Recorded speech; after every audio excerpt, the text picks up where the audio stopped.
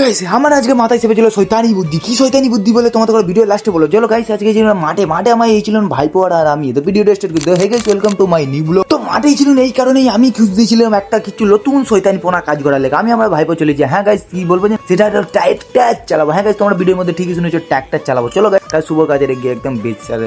তো গাইস যাই হোক ওইসব কথা ইগনোর করো, ইগনোর। তো আমি আমার ভাইপো এসেছিলাম মাঠে তো ট্র্যাক্টর খোঁজার লেগে। তো আমার ভাইপো কোথায় গেলবে ক্যামেরার ভিতরে কোথায় লেগে যেত আমার ভাইপো। তো ফাইনালি দেখতে পাচ্ছ গাড়ি একদম হোল্ডার আছে। আর এখানে যে গাড়ির ওনার ছিল তাকে আমি একটু বলার সে মেনে গেল, চলো ভাই তোকে শিখাবো। তো কাকাটা খুব ভালো ছিল, কাকা নয় সেটা আমার দাদা, ভুল হচ্ছে আমার কাকা বলে। তো গাড়ি স্টার্টিং ধরার পর গাড়ি মনে করছিল স্মুথ গেছে, কিন্তু না গাইস গাড়িটা আমার চালাচ্ছি খুব ভালো লাগছে, কিন্তু নিজেরটা যা ফেটে গেছে তোমাদের করে ভিডিওর মধ্যে বলতে পারবো না। আমার সাথে চালা ছিল, আবার তাদের কি হয়েছে তোমাদের করে তো আমি ভিডিওর মধ্যেই জানাবো। তো ফাইনালি শোনো ওরা আলে তুলবিনি পড়ে যাবো,